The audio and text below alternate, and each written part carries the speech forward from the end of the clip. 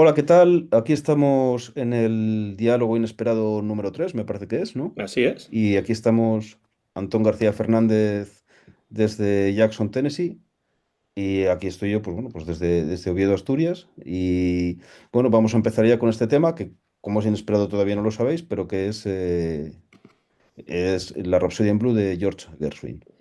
Sí, Gershwin que, bueno, hablaremos sobre todo del Rhapsody en Blue, pero es un compositor que prácticamente, Archie, pues todo lo que compuso o muchas de las cosas que compuso se convirtieron en algunas de las piezas de la música contemporánea en su momento, Mm. más interpretadas ya no solamente de los Estados Unidos, sino del mundo en general, llevadas al cine, grabadas en disco, reinterpretadas en múltiples ocasiones y bueno, es un músico, es un compositor que a mí siempre me ha interesado mucho por muchas razones y entonces por eso decidí sugerirlo para este tercer diálogo inesperado, porque además sabía que, teniendo en cuenta que era una cuestión relacionada con la música, pues tú estarías interesado también. Sí, yo hoy, si te digo la verdad, vengo sobre todo a aprender, porque es un compositor en el que estás tú muchísimo más versado que yo. Y seguro que me vas a contar muchas cosas que yo no sé. Sí que tengo idea de comparar la Rhapsody in Blue y también podemos hablar, bueno, de alguna cosa más, de compararlo con otras cosas, pero lo dicho, vengo hoy sobre todo a que me enseñes. Bueno, lo que ocurre es que para mí Gershwin fue la puerta de entrada a la música clásica, ¿no? Prácticamente como todo lo demás, a través de mi padre y a través del jazz, en este caso, porque sabes que a mí me interesa mucho el Mm. jazz y, bueno, mi padre tiene una colección enorme de discos de música clásica que pone continuamente y cuando yo era pequeño ponía continuamente. Compraba, por ejemplo, la revista Ritmo, aquella Ujú. revista que no sé si todavía se publica o no, pero él la Sí, compraba todavía se debe religiosamente publicar. Sí, y sí, sí, tenía una sí, sección de jazz. sí.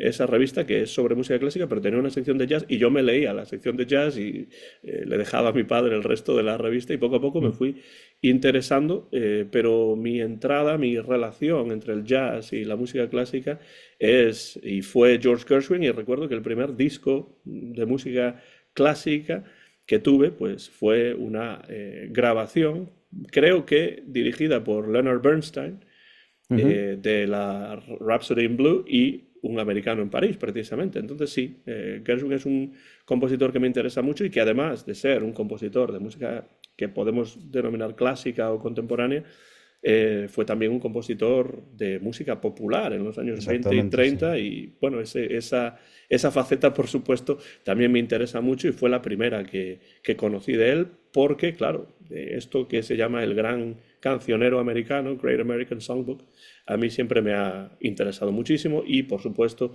dentro de los compositores, Irving Berlin, Cole Porter, Jerome Kern, y bueno, muchísimos otros, Harold Arlen, por ejemplo, Johnny Mercer, pues está por supuesto George y su hermano Ira Gershwin.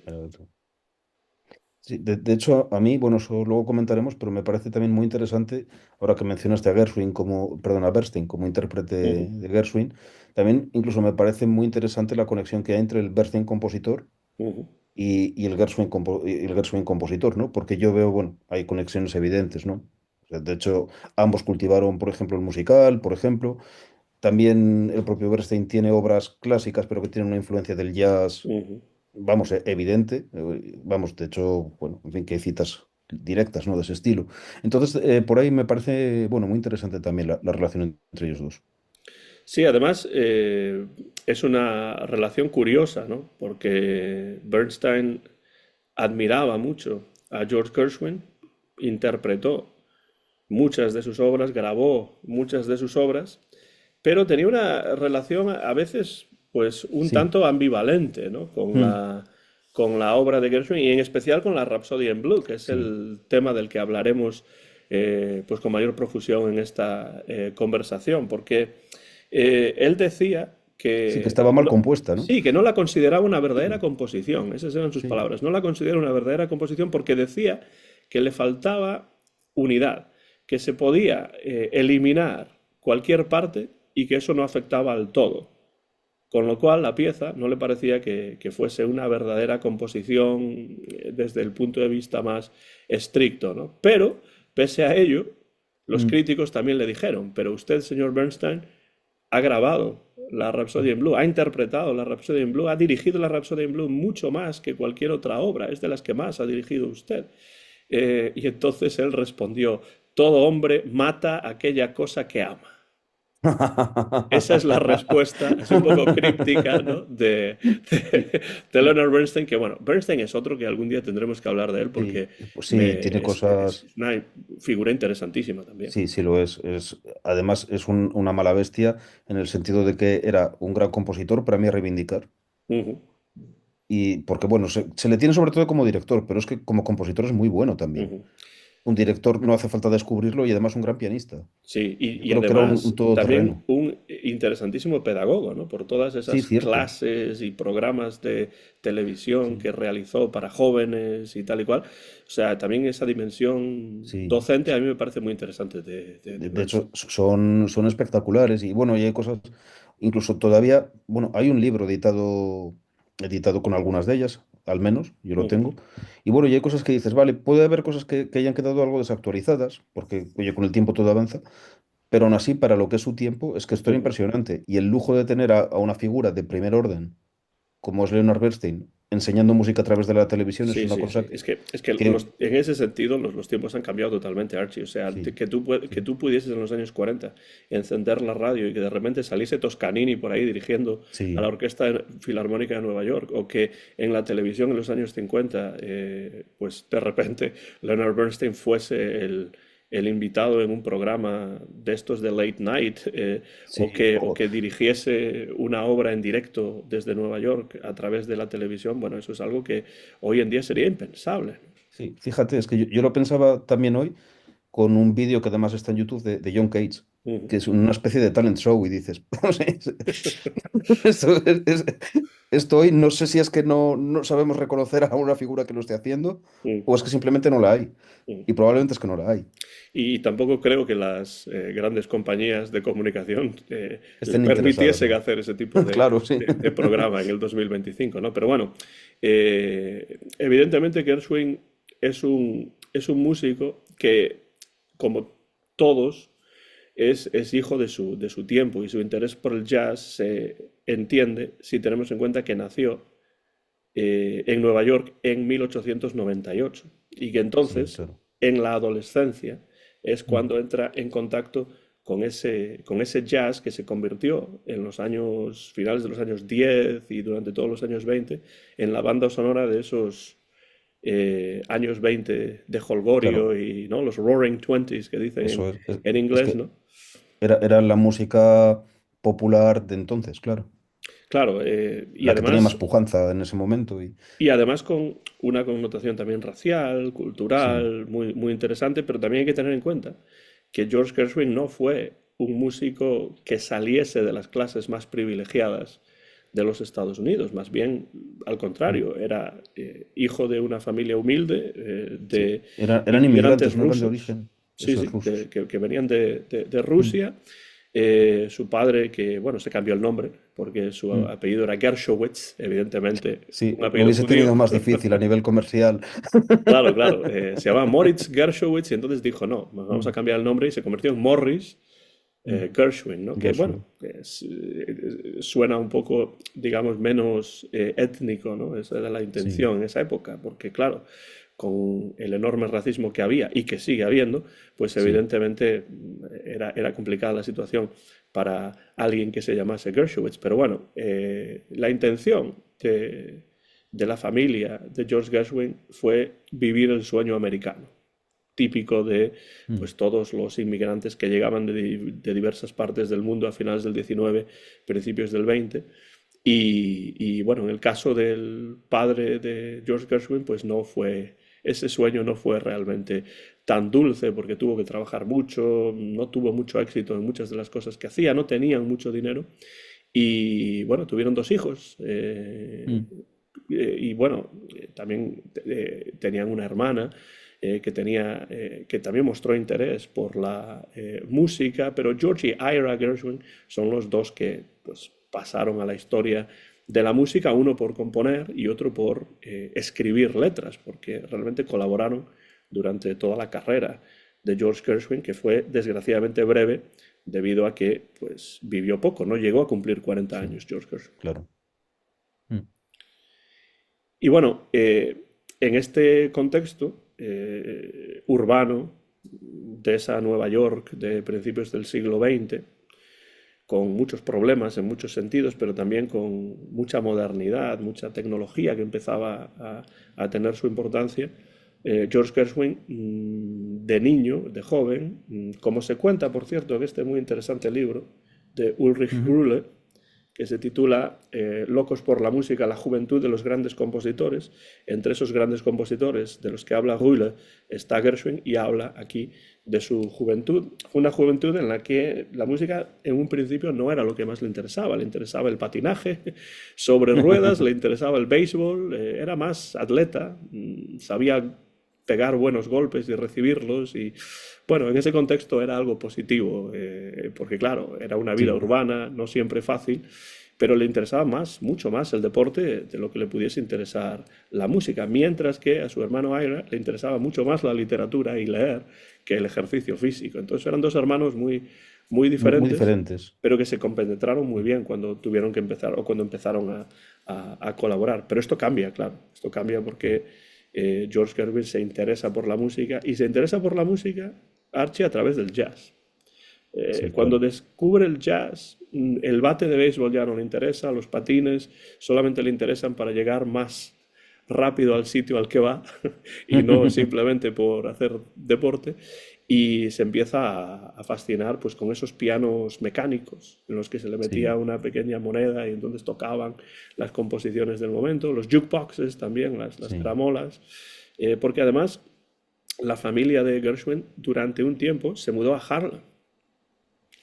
Harlem en los años 10 y en los años 20 era un hervidero de cultura afroamericana, literatura, teatro, música sobre todo. Y entonces, claro, ahí Sí. pues ya entró en Esto es donde contacto con el jazz floreció. en primera persona y con los músicos en los clubes, que ahí había muchos.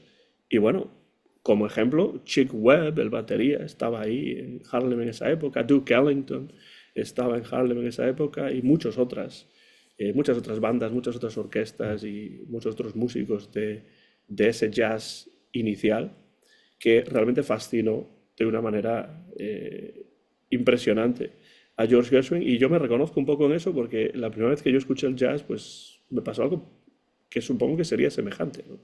Era algo que no Sí, podía dejar de escuchar, que lo que estaba pensando continuamente. Y esto le pasó a Gershwin hasta tal punto que quiso aprender a tocar el piano y bueno, a partir de ahí empieza su sí. fascinación con la música. Sí, pero yo eso, a mí no me ha pasado exactamente con el jazz, pero sí con otras músicas, pero yo sí lo entiendo perfectamente. Es como algo que incluso, ¿cómo te diría yo? No sé si estarás de acuerdo conmigo, que no es ni siquiera racional, No, no, es que no puede ser racional, que es efectivamente. algo que te atraviesa, simplemente. Y Sí, sí. entonces dices, es que tengo que ir a por esto, ¿no?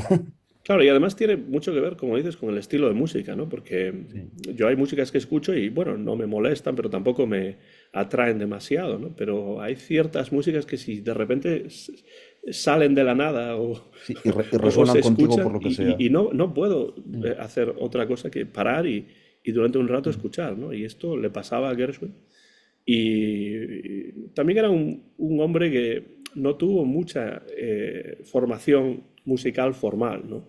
Sí que tuvo sí, algunas clases de piano y tal y cual, pero rápidamente tenía problemas con los profesores porque querían que tocase lo que él no quería tocar. A él lo que le interesaba era la música ligera, que le llamaban en la época, mm, que se relacionaba con el jazz, con el pop, y bueno, ese fue realmente el conducto, la puerta de entrada a la música para él y pues la ópera, la música así más clásica, en principio tampoco le interesaba demasiado. Lo que quería era convertirse en un compositor de éxito en la música popular del momento, que estaba además en plena ebullición en Nueva York, claro. claro, sin embargo, después, poco a poco sí que fue entrando en ella. Ujú.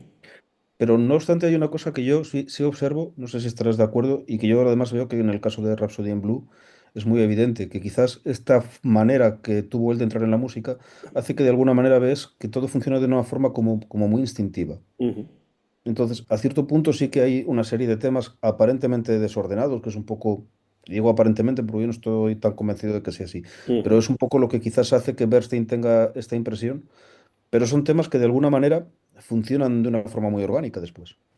Sí, es que yo creo que su relación con la música podría ser semejante a la relación que cualquiera puede tener, por ejemplo, con la literatura, ¿no? O sea, Mm, uno encuentra un libro, lo lee, le gusta, busca otro y es casi como que vas un poco picoteando un poco de allí, un poco de sí, allá, ¿no? Y así te vas formando de alguna manera, ¿no? mm, Y esto pasa un poco menos cuando puedes tener una formación más formal, ¿no? sí, Quiero decir claro. que si él va a un conservatorio y le empiezan a enseñar pues la historia de la música, la historia de la composición y los diferentes músicos importantes en la historia de la música, pues tendría al menos una formación más, por así decirlo, orgánica, ¿no? Mm, Pero esto no le pasó, claro, porque él lo que hacía era escuchar, y además es que cuando empezó a escuchar música no existía la radio tampoco, claro, entonces sí, que ese es tenía otro que punto. escucharla en directo, Sí, tenía que encontrar discos, sí, pues y de hecho, cilindros, ¿no? De estas de claro, grabaciones ahí está, de las iniciales y así, claro. así accedió. Y eso te iba a comentar, es que incluso la industria discográfica era una cosa incipiente. Ujú. Claro, no es como ahora que somos como reyes midas de la música, que das a un botón y ya escuchas lo que quieres, ¿no? Claro, de hecho las Y- grabaciones mm, hasta mediados de los años 20 ni siquiera eran eléctricas, las claro, grabaciones eran exactamente. acústicas. Cilindros de cera, Cilindros de cera, a veces incluso discos, pero las grabaciones sí, eran acústicas. Con lo cual, acústicos, claro, sí. la calidad del sonido pues se nota cuando se pasa Sí, de la grabación acústica, cuando a mediados de los años 20 entra la mm, grabación eléctrica, pues hay instrumentos como por ejemplo la tuba que ya no son sí, necesarios porque se puede utilizar el claro, contrabajo. También mm, la guitarra empieza a tener importancia porque se puede capturar claro, con mayor facilidad en los surcos de los discos. Y bueno, eso claro, cambia también, eso tiene influencia en el tipo de música que es claro, popular. mucha. O sea, un poco también, igual para la gente que nos escucha, esto tiene que ver también porque el rango, vamos a decir, de frecuencias que se Ujú, capta con la grabación eléctrica es mucho más amplio. ujú. Entonces, cuando escuchamos ese tipo de grabaciones acústicas, muchas veces la sensación que da es que lo estamos escuchando como por teléfono, O porque que está muy realmente, claro, lejos, ¿no? está muy lejos, claro, y pierdes muchos graves y muchos agudos. Ujú. Entonces, claro, a partir de la grabación eléctrica sí que tenemos grabaciones como mucho más realistas en realidad, ¿no? Hay un lugar, Archie, que es de importancia primordial Mm. para la formación musical de Gershwin y no son sus profesores de piano, no es ningún conservatorio o escuela de música, es lo que en Nueva York se llamaba, ahora ya no se llama, supongo, Tin Pan Alley. Mm. Tin Pan Alley era una sección de Nueva York en la que estaban todas las empresas de publicación musical, es decir, de publicación de partituras. Y entonces Sí, ahí estaban todos los compositores de música popular tratando de vender sus composiciones a diferentes compañías que después trataban de introducirlas y venderlas a músicos, a directores de orquesta, a cantantes, mm, a productores de Broadway y todo ese tipo de cosas. Y eso se llamaba Tin Pan Alley, ¿no? Como el callejón de la sartén de hojalata. Y la razón de que se llamase así tenía que ver con el increíble estruendo que salía de aquellas casas de música, en las cuales pues se tocaban pianos de estos que no eran de cola y en donde sonaban sí. pues muy metálicos y entonces parecía que uno entraba en un lugar en el que estaban golpeando en todo momento y al mismo tiempo pues todo tipo de cacerolas, ¿no? Y era un ruido ensordecedor. A mí a veces me preguntan a qué lugar de la historia me habría gustado ir y uno de los que suelo decir, además de los Beatles en Hamburgo, que me habría gustado Mm, mucho estar en Hamburgo cuando estaban los Beatles tocando ahí al principio, antes de ser conocidos, siempre digo a Tim Alley en los años 10 o 20, porque ahí pues el sonido tenía que ser ensordecedor, pero al mismo tiempo todas estas melodías que ahora conocemos como estándares se estaban componiendo en ese momento, eran claro, nuevas claro. canciones, ¿no? Y Mm, bueno, Gershwin tuvo mucho que ver con eso porque empezó a trabajar para una de esas compañías cuando solo tenía 16 años. O sea, tenía sí, 15 o 16 años y empezó a trabajar como lo que se llamaba en la época song plugger. O sea, era un pianista que tomaba las composiciones de otros y las iba tocando por diferentes sitios tratando de venderlas, ¿no? Pues a lo mejor tenía que ir a tabernas, tenía que ir claro, tenía reuniones con productores de Broadway, con músicos, con cantantes, con directores de big bands y cosas así, y entonces tenía que tocar las composiciones. Hasta tal pero, punto que hay quien dice que los pluggers eran más importantes a veces que los compositores porque si tocaban bien una pieza se podía vender mejor. Y si no la tocaban bien, quizá ya claro, no se vendía, la aunque liaba. fuese buena. Claro, pero fíjate, a mí esto dice mucho del talento del tipo, porque con esa edad tan temprana, haciendo un trabajo que realmente es muy complicado, Claro, claro. porque al final es coger canciones de oído, coger la armonía también, rearmonizarlas, bueno, Claro, darles forma y tocarlas y en un piano, tocarlas que y, no siempre era un piano perfectamente afinado. claro, O e sea, incluso llegado al caso mejorarlas también, porque al final se trataba de venderlas. claro, efectivamente. Y ahí entra Claro, la improvisación. Y ahí entra sobre claro. todo cómo George Gershwin aprende la fórmula de componer canciones de éxito, ¿no? Mm, Porque claro, interpretaba las canciones que componían otros compositores de éxito. Era un claro. intermediario, ¿no? Por así decirlo. Sí, Y claro, ahí es donde se forma como compositor claro, popular. claro, coge el oficio, claro, Y está claro. aparte, porque además es que esa palabra de oficio es muy importante, porque efectivamente era un Sí, oficio. O sea, los claro, sí. compositores componían pues, de 9 a 2. O sea, Sí, sí, sí. era casi un trabajo de oficina, ¿no? Mm, Y de ahí salían pues canciones que algunas de ellas han pues pasado el examen del tiempo y todavía hoy en día se conocen y se sí, interpretan en el jazz y aparecen en películas y tal y mm, cual, ¿no? Entonces, bueno, es un momento muy interesante porque una persona que prácticamente no tiene conocimiento formal sobre la música, pero sí que tiene un conocimiento de campo, por así decirlo, sí, y de trabajárselo duramente, pero que tiene claro que lo que él quiere hacer, por supuesto, no es ser plugger el resto de su vida. mm, Sí, plugger que sería como demostrador de canciones, ¿no? Más o menos. sí, Pues, o vendedor de canciones incluso. Porque plug significa pues enchufar, pero sí, en claro, este es plug and caso, play, claro, claro, claro, efectivamente, pero claro, enchufarles las canciones, ¿no? claro, sí, Para que las acepten y las interpreten. Porque claro, tú imagínate que en una época en la que tampoco se grababan menos discos, por supuesto, sí, pero no había televisión, no había radio, y esta era la manera de difundir las canciones. Y si un cantante popular de la época, como por ejemplo Al Jolson, decidía cantar una de esas canciones, que es lo que pasó, por cierto, con una de las composiciones de Gershwin al final, que la cantó Al Jolson y se convirtió en un super éxito, pues un evidentemente éxito, esas claro. canciones pues tenían muchísima más difusión y se podían convertir en hits. Esto mucho antes de que existiesen pues el hit parade o las listas Sí, de éxito y todas los esas 40 cosas. principales, sí, Claro, no había claro, 40 estas cosas, principales claro. todavía tampoco en los Estados Unidos, ¿no? Mm, Pero bueno, eso es lo que me interesa de Gershwin, cómo mm, tú lo dijiste antes, ¿no? O sea, desde ese inicio, muy de música popular, de música ligera, de la música pop del momento, cómo empieza a interesarse por la música clásica que al principio no es que despreciase, pero sí. no le interesaba tanto, ¿no? Y de hecho, bueno, luego él incluso después viaja a Europa, ¿no? A recibir clases de Ravel. Sí, que Ravel, de hecho, no, le dice que no es necesario. Creo, es la famosa frase que decíamos Sí, antes de grabar, que cuando le pidió Gershwin a Ravel, porque Gershwin, claro, empezó a entrar en la música clásica y, por ejemplo, a Ravel lo idolatraba, ¿no? mm, Por diferentes razones. Y le pidió que le enseñase composición y Ravel le dijo algo así como, usted, señor Gershwin, es un Gershwin de primera, ¿por qué sí, quiere ser usted un Ravel de segunda? ¿No? sí, que es una, una contestación, además, muy sabia, yo Muy diría, honesta también. muy honesta, sí. Hay un caso parecido, además, que me viene a la mente, que es un poco lo que le dijo también Nadia Boulanger a Astor Piazzolla, Ujú. que fue un poco lo mismo, que él sí que fue discípulo de ella, pero bueno, iba como avergonzado con el bandoneón y todo esto, y ella le dijo, pero bueno, pero si tú lo que te tienes que dedicar es a esto. Claro, efectivamente. Claro.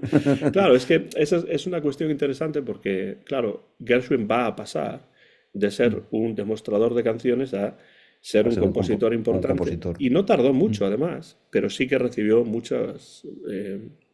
eh, muchas respuestas negativas. Lo Mm. rechazaron en muchas ocasiones, hasta que al final una de las editoras de canciones, dirigida por otro compositor bastante conocido en la época que se llamaba Harry von Tilser. Evidentemente el apellido es alemán, con lo cual Claro, sí. vemos que la presencia europea en la Sí, música estadounidense de esa época es enorme. O sea, muchos de los sí. compositores eran europeos o habían incluso nacido en Europa y después habían emigrado a los Sí, Estados Unidos. Tal es el caso de Irving Berlin, ¿no? El sí. compositor quizá más importante de la época, que compuso después White Christmas y muchas otras canciones, era también un inmigrante ruso, creo que no sé si de Bielorrusia. O el mismo orquestador de la Rhapsody in Blue, que era, creo que era alemán, ¿no? Ferd Grofe, Sí, sí, sí, no sé me si era suena que sí. alemán, pero sí que era, O desde luego. austríaco, vamos. Sí, Germanoparlante, yo creo que sí que era, sí. sí, sí, además, sí, de él tendremos que hablar porque es muy interesante Mm. lo que pasa con eso cuando llega la Rapsodia. Pero bueno, la Y primera es un canción, orquestador maravilloso, sí, por sí, cierto. y que además entendía muy bien el jazz también porque Sí, trabajaba para Paul Whiteman, que era mm, uno de los directores de orquesta de lo que se sí, llamó claro. jazz sinfónico en Mm. esa época. Pero bueno, esa primera canción no es muy conocida, George Gershwin. Se llama algo así como cuando lo quieres no lo tienes y cuando lo tienes no lo quieres, algo así. When you Mm, want them, mm, when you have them, you don't want them, algo así. Es un mm. título larguísimo Sí, como un juego de y, palabras casi. y es un juego de palabras, sí, realmente. Sí. Y no es una canción que hoy en día Mm, recordemos de Gershwin, pero la que sí tuvo muchísimo éxito fue una canción llamada Swanee, que se refiere a un río que hay en el sur, el río Swanee. Y es una canción que Al Jolson, que era el cantante más popular del momento, que se presentaba como el entertainer más grande del mundo, era un tipo además muy, muy exagerado en todo, o sea, en su manera de cantar, pero también en su estilo de vida, en las cosas que decía. A mí me gusta mucho Al Jolson, lo que pasa es que, claro, gran parte de sus grabaciones son hijas de su momento y muchas de ellas tienen un contenido que hoy en día pues no podemos aceptar por su presentación racial Ya, de claro. los afroamericanos, ¿no? Es lo que se llamaban las coon songs, o sea, canciones que lo que hacían Sí, es una tradición larga ya del siglo XIX en la cual los blancos se apropiaban. Ahora que se habla mucho sí. de la apropiación cultural, pues eso es un ejemplo Mm, claro de esto. Y realmente era una manera de pues utilizar ese dialecto supuestamente propio de los afroamericanos, pero de una manera jocosa y realmente muy sí, poco recomendable desde el punto de claro. vista Es un poco como actual los, y desde el punto de vista racial en general. claro, como los cakewalks estos, ¿no? Ujú. Que por ejemplo Debussy tiene uno que también es muy famoso y también por ahí creo que lo querían cancelar y tal. Y bueno, es el tema un poco controvertido de siempre. No sé, yo no creo que estas cosas haya que cancelarlas, pero creo sí que hay que estudiarlas con una perspectiva Sí, crítica. porque al mismo tiempo es una presentación jocosa y equívoca Sí, de lo que es claro. la tradición musical afroamericana, pero también al mismo tiempo, curiosamente, presenta esa música pues de una manera, como digo, equivocada, pero demuestra también una admiración Sí, por esa tradición musical de los afroamericanos, ¿no? sí. O sea, por lo menos que les hace gracia. Sí, y que Eso además, es, de claro, una manera así muy sutil empieza esa música a a entrar, entrar sí, en la música pop del sí, momento y en el jazz. Entonces, creo que hay que darle mucha importancia a ese tipo de composiciones, pero mm, también entender de dónde vienen. O sea, que claro, vienen de un obviamente. contexto social, histórico, político, racial, pues que esperamos que sea muy diferente del que es hoy en día, ¿no? O sea, a Sí, nadie se le ocurriría hoy en día pintarse la cara de negro para cantar una canción. Pero esto era lo que hacía mm, Al Jolson en los años claro, 10, 20 y muchos otros, y nadie pensaba que esto era algo terrible, ¿no? no, Lo sí, hizo, por cierto, Ramón Gómez de la Serna sí, es cuando, verdad. cuando presentó The Jazz Singer, la película precisamente de Al Sí, Jolson en Madrid. Pero claro, los tiempos, por fortuna, han cambiado, ¿no? Pero esta canción, sí, Swanee, es una canción que tuvo un éxito enorme. De hecho, cuando George Gershwin viajó a Inglaterra, poco después, tuvo la oportunidad ya era bastante conocido y entonces lo invitaron a que compusiera un show para presentar en Londres. Pues cuando entró se dice, esta es una historia que mm, quizá sea apócrifa, pero se dice que cuando entró en el Reino Unido, el agente de aduanas que estaba allí, de inmigración y tal, le dijo, ah, usted es el George Gershwin de la canción Swanee.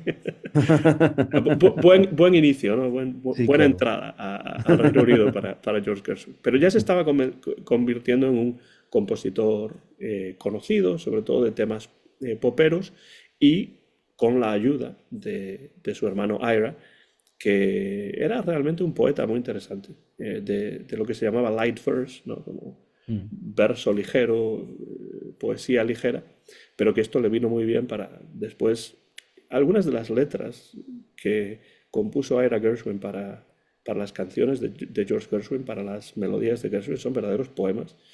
Y claro, hay gente que se echaba las manos a la cabeza cuando a Bob Dylan le dieron el Premio Nobel de Ah, sí, Literatura. sí, me acuerdo, A mí siempre me me ha acuerdo bien. parecido que hay grandes poetas en el siglo XX que lo que han hecho ha sido componer canciones. Y entre Sí, ellos Ira Gershwin o Johnny Mercer o el propio Cole Porter. pero mira, esto es lo que más veces hemos comentado a veces, que estas distinciones que se quieren hacer entre la baja y la alta cultura, pues son completamente artificiales. Y además a veces es una cuestión de perspectiva. A ver, ahora nosotros estudiamos en la historia de la música a los trovadores como si fuesen, y al final pues no eran muy distintos de estos, ¿no? O Claro, sea, al final eran rapsodas, con lo cual también vamos ya, vamos ya conectando, ¿no? Con lo que vamos a ver, pero es que realmente ¿qué diferencia hay? Al final el arte o es bueno o no lo es, pero lo demás al final son distinciones más bien artificiales, claro, a creo yo. Martin Kodax no le habrían podido dar el premio Nobel porque como era un Claro, porque no trovador, existía, claro. pues, bueno, además de que no existía, pero si existiese como era un músico también, Claro. pues no se le puede tener en cuenta. Además, ¿qué más da lo que piensen unos cuantos suecos en una academia, ¿no? O sea, yo creo que al, Sí, al premio Nobel está se le claro. da demasiada importancia. A mí Sí, me sirve demasiado, sobre todo para conocer a autores de los que no había oído hablar nunca, como por efectivamente. ejemplo Han Kang. Yo no tenía ni idea quién era Han Mm, Kang, pero claro. por suerte le dieron el premio Nobel y pues de esa manera pude conocer su obra y se difunde más su obra, ¿no? Que Mm. es Y importante de eso. hecho al final yo creo que esos son un poco los premios en general, ¿no?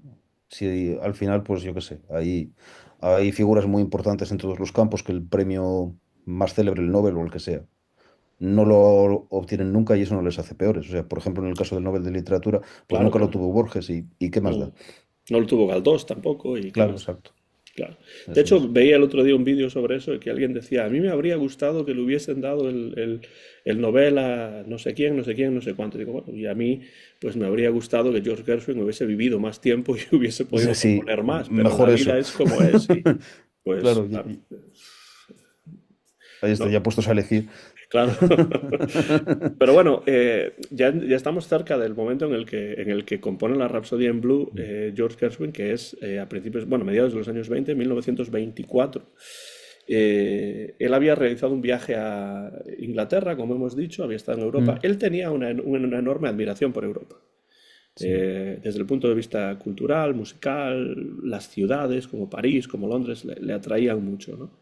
También Mm, tenía un enorme cariño por los Estados Unidos, porque es el lugar en el que había nacido y del que se sentía parte también. Pero él admiraba también la cultura europea. Bueno, si eso existe, porque claro, la cultura europea también es sí. una mezcla de... Es una cosa muy amplia, sí. Claro. Pero bueno, en esa época él había viajado a Inglaterra y allí había coincidido con Paul Whiteman, a Ujú. quien ya conocía. Y creo que es importante mencionar a Paul Whiteman porque muchas veces cuando se habla de jazz, Paul Whiteman es una figura controvertida, ¿no?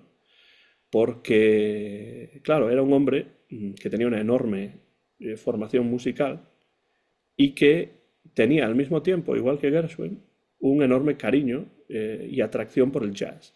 Y él lo que quería era hacer el jazz adaptable a las salas de concierto. O sea, le Mm. parecía que el jazz era una música que tenía mucha valía y que había que presentarla en salas de concierto, pero que para eso, claro, había que de alguna manera suavizarla y tal y cual, ¿no? Entonces, por eso se le critica mucho, ¿no?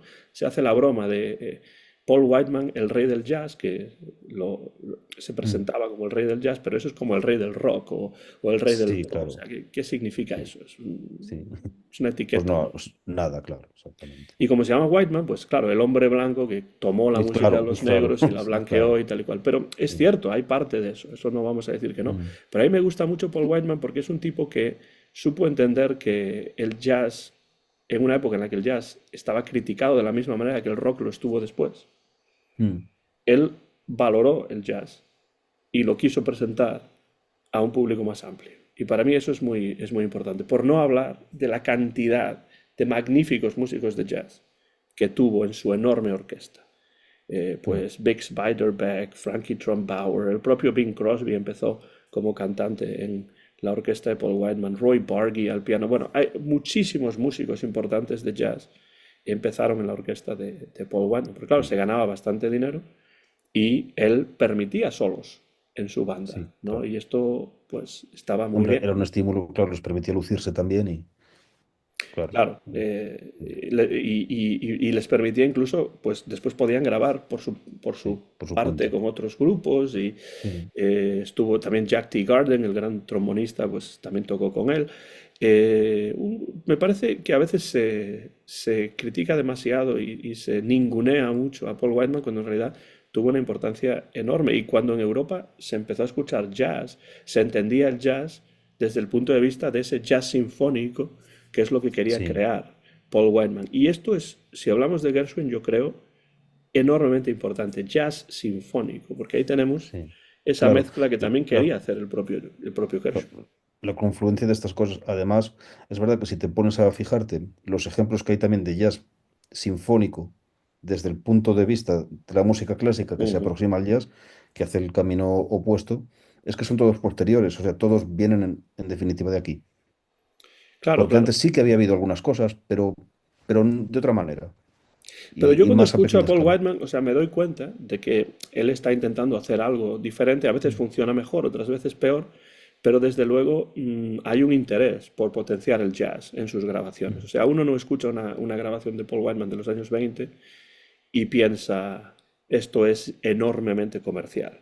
A lo mejor te suena Sí, comercial ahora, pues casi, claro. o sea, más de 100 años después de su grabación, pero en su momento fue algo realmente rompedor. O sea, que hubiese Mm. solos de jazz en ese tipo de orquestas de baile, no era tan típico, sobre todo dentro de las orquestas blancas. En las Claro. orquestas afroamericanas, en las negras, pues efectivamente sí que había, ¿no? Pero esto hace que el jazz se expanda más y que el jazz tenga mayor Mm. presencia y de hecho que se respete más, porque el jazz, ya te digo, en esta época se criticaba de la misma manera que se criticó después pues, el rock and roll Sí, o los Beatles o después el claro. punk o lo que fuese, ¿no? Y encima con el sesgo racista. Buah, música Bueno, de negros. por supuesto, por supuesto. Claro. Eso también es una cuestión importante porque, claro, es una época, los años 20 de enorme, pero Mm. enorme y además mm, nada sutil segregación racial, ¿no? Sí. Eh, y en el jazz esto no tiene la importancia o sea, el jazz y la música, el arte va por delante de esta cuestión social, Mm. porque los músicos blancos y negros se admiraban mutuamente y muchas veces Sí. grababan juntos, cosa que pues no podían comer juntos en un restaurante, No, pero no sí, pasaba en otros sí ámbitos, claro. grababan E incluso juntos. cotidianos, claro. Claro, efectivamente, Sí. ¿no? No se podían casar, evidentemente, Claro. Ahí es. pero podían Bueno, hasta en grabar el autobús, ¿no? Que ya juntos es hasta los años 60 cuando. en el autobús, o sea, Claro. había hoteles para blancos y para negros, había Mm. fuentes de las que podían beber los blancos y no los negros, y había una liga de béisbol solo para negros y otra que era la de los blancos. Bueno, hubo mucho que avanzar en las décadas siguientes, pero en el jazz esto empezaba a cambiar, porque tenemos grupos que eran mezclados Mm. blancos y negros, judíos y no judíos. Bueno, era Sí. algo que para mí, desde un punto de vista sociológico me parece muy, muy interesante. Muy, muy interesante. Además, un poco, claro, desde la perspectiva de Estados Unidos, que es un país casi por definición hecho, es muy multiétnico. Claro, claro, es un país muy multiétnico en el que desde siempre ha habido una segregación terrible, que Claro. además sobrevive en muchos casos Mm. desde otros tipos de puntos de vista y desde otro tipo de mecánicas para conseguir que todavía se mantenga, ¿no? Pero bueno, Sí. eso sería otro tipo de programa, pero aquí Mm. interesa porque bueno, yo de alguna manera quiero reivindicar a Paul Whiteman porque me parece un músico mucho más interesante de lo que se ha querido ver en él en muchos casos. Además era un tipo también bastante showman y era bastante grande O sea, su cuerpo era bastante grande y tenía un bigotito así muy, muy, muy icónico.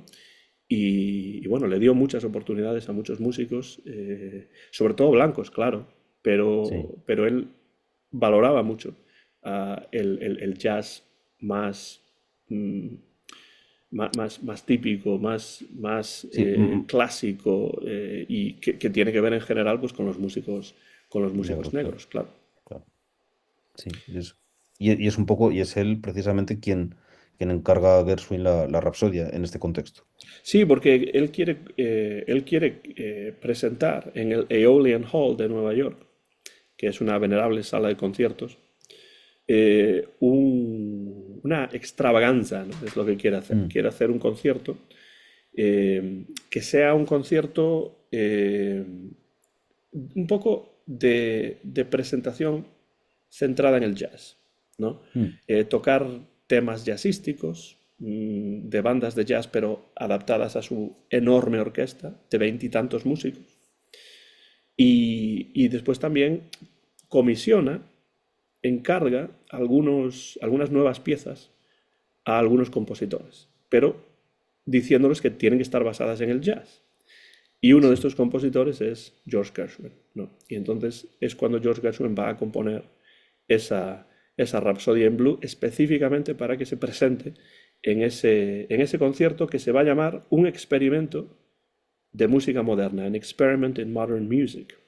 Aunque se Y olvidó del encargo, que esto es, que esto sí, es una sí, cosa divertida. sí, sí, se olvidó del encargo, y bueno, lo compuso muy, muy rápido, como muchas veces tú y yo comentamos fuera de Sí, micrófono, pero bueno, ya es interesante el título sí. de la velada, ¿no? Iban Mm, a estar ahí la aristocracia neoyorquina, iban a estar muchos músicos y compositores también en el Aeolian Hall, porque es que Paul Whiteman era muy respetado. O sea, mm, era como el Michael Jackson del momento, era mm. como el Elvis, como los Beatles del momento. O sea, era un tipo muy conocido, muy importante, muy respetado, muy popular, ¿no? Que vendía muchísimos discos y que salía en la radio, porque esta era la época ya inicial de la radio y todo esto, ¿no? 1924. Pero un experimento de música moderna. ¿Por qué de música moderna? Porque él hacía una equivalencia entre el jazz y la música moderna. Es decir, para él la música moderna era Sí, el era el jazz. jazz. Y en aquellos Claro, momentos pues es difícil no estar de acuerdo con él, claro. claro. Y de hecho, bueno, al menos en lo que es la Rapsodia sí que existe la idea, ¿no? De que Gershwin, cuando lo creó, él un poco lo que quería es reflejar, además me llama la atención, claro, que precisamente fuese en Nueva York, ¿no? Porque Nueva York es como una ciudad en la que, si ya Estados Unidos es multiétnico, en Nueva York es que como que confluyen un montón de culturas, un montón de ideas, un montón de niveles de cultura, incluso podemos decir, y que es un poco lo que Gershwin quería reflejar en la Rapsodia, que es una cosa muy interesante, ¿no? A mi modo de ver. Es que claro, para Gershwin hay una relación entre la realidad y la música. O Sí, sea, él no puede concebir la música sin la realidad que da lugar a esa música o que inspira mm, esa música, ¿no? Y esa es otra cuestión que a mí me interesa mucho también. Esta idea de que la realidad no supera la ficción, sino que la ficción parte de la realidad y entonces la música también. Casi siempre pongo el mismo ejemplo. Es una película de Ruben Mamoulian que se llama Love Me Tonight, en la cual al inicio de esa película, protagonizada por Jeanette MacDonald y Maurice Chevalier, el cantante francés, la película se llama Love Me Tonight, Ámame esta noche, pues va paseando por ahí, por la calle, por una ciudad, Maurice Chevalier, y empieza a escuchar los sonidos de la ciudad, ¿no? Pues el barrendero sí. barriendo, las máquinas que empiezan a funcionar, alguien que está colgando la ropa, los taxis que pasan por ahí y tal. Y entonces, a partir de ahí, se va creando la primera canción de la película, que es un musical de Ruben Mm, Mamoulian. Que por cierto, Mamoulian es importante porque sería el director de Porgy and Bess, sí, claro, la obra la ópera. también de la ópera de Gershwin. Bueno, pues para Gershwin la música era así, precisamente. La música reflejaba su experiencia vital y reflejaba, por tanto, la experiencia urbana, porque es lo que él Sí, conocía y para lo que él era la vida real, ¿no? es que fíjate, a mí me resulta llamativo que incluso hay varias músicas de esta época, incluso de compositores de corrientes muy diferentes que sí que van un poco, incluso también el poema sinfónico de un americano en París, del propio Mm, Gershwin, va un poco en esa línea, ¿no?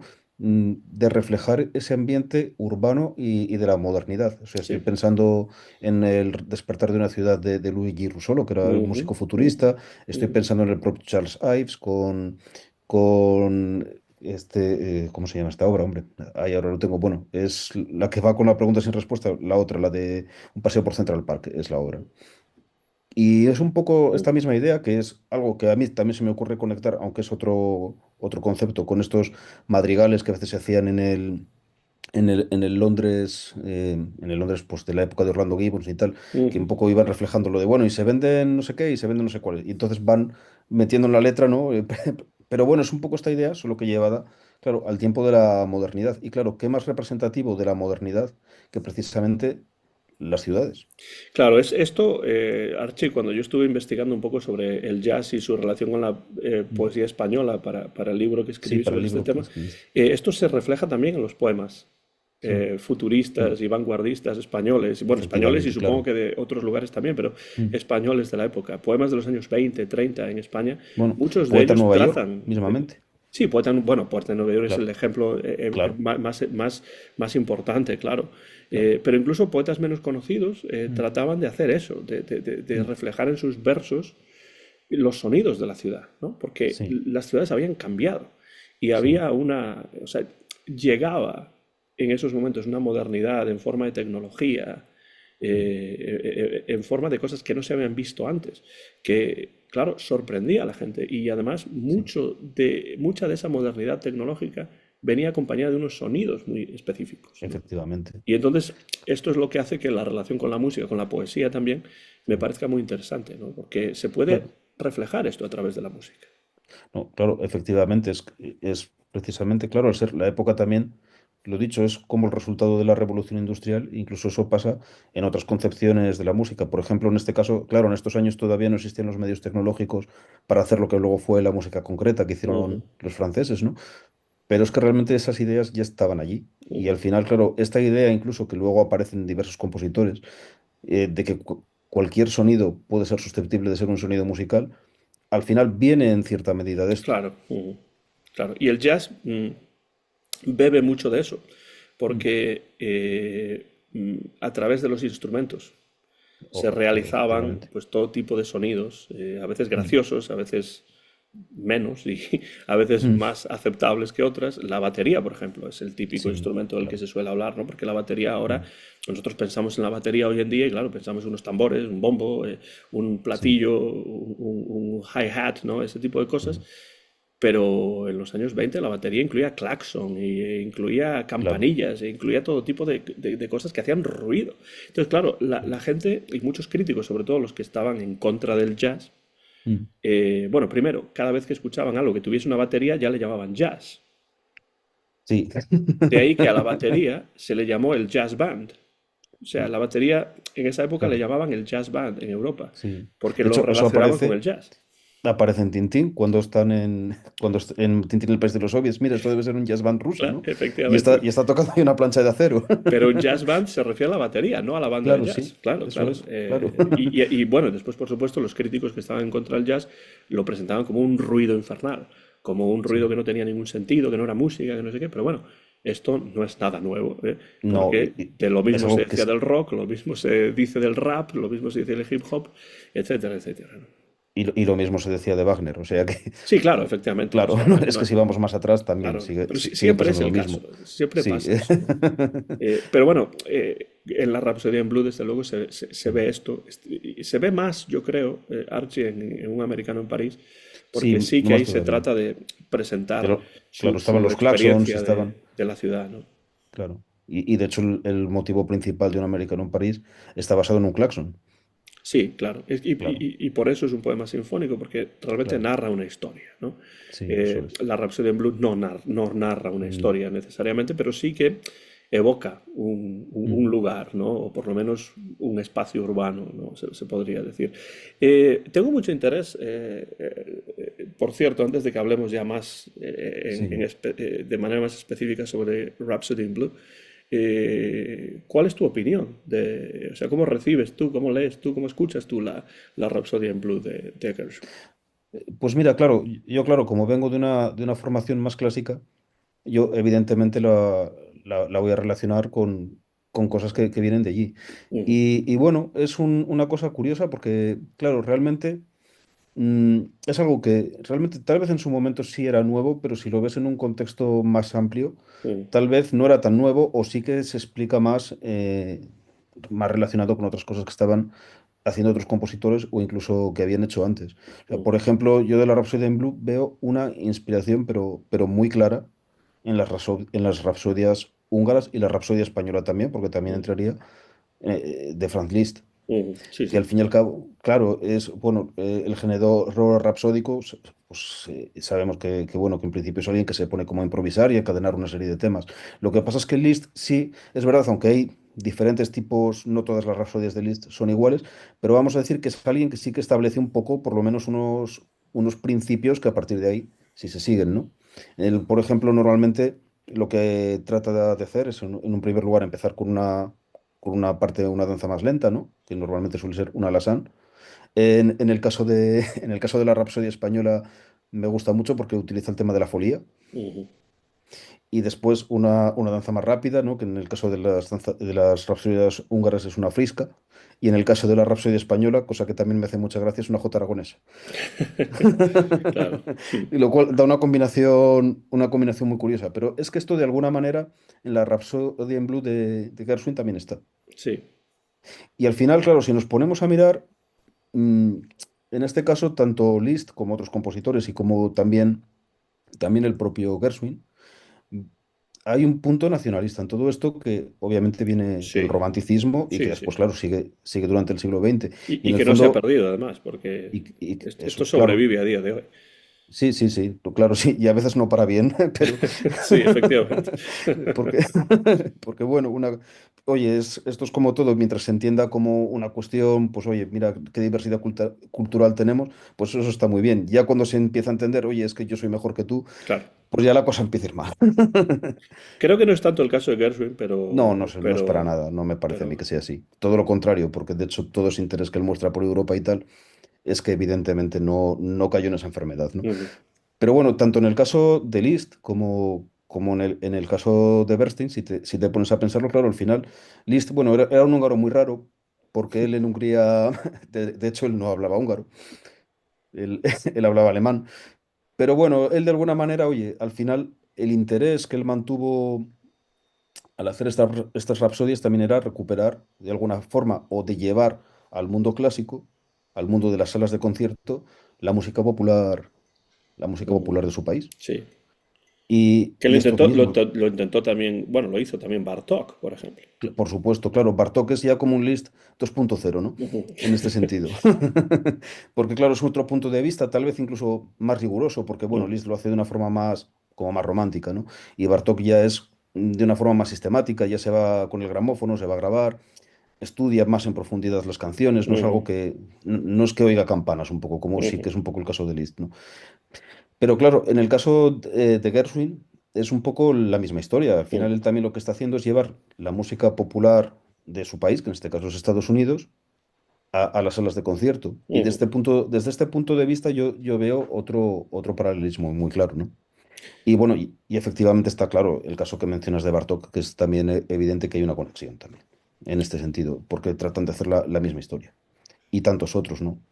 Y en el caso de Gershwin, y esto es algo que también hemos comentado en preparación para esta conversación, claro, se dice que Gershwin compuso esto en muy poco tiempo, pero era una Mm. idea que ya le rondaba la cabeza desde hacía Efectivamente. mucho tiempo, era algo que quería hacer y era más que...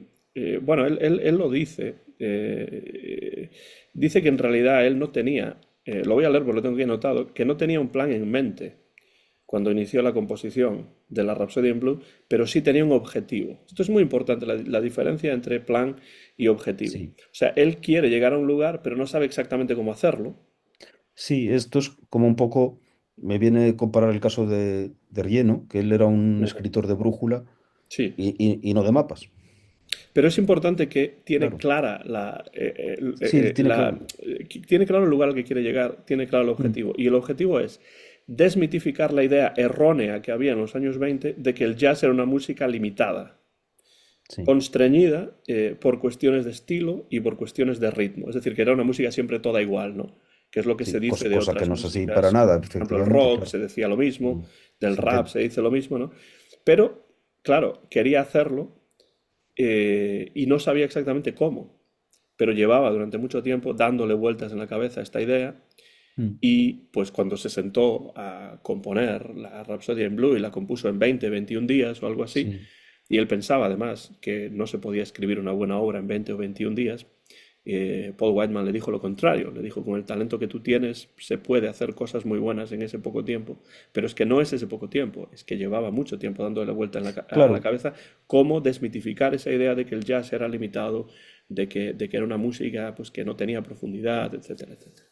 claro, mira, es que a este respecto a mí no me sorprende tanto el poco tiempo, porque yo creo que la clave es algo que tú acabas de mencionar, es que realmente a la hora de componer una música, no es tanto lo que se tarda en escribirlo, Ujú.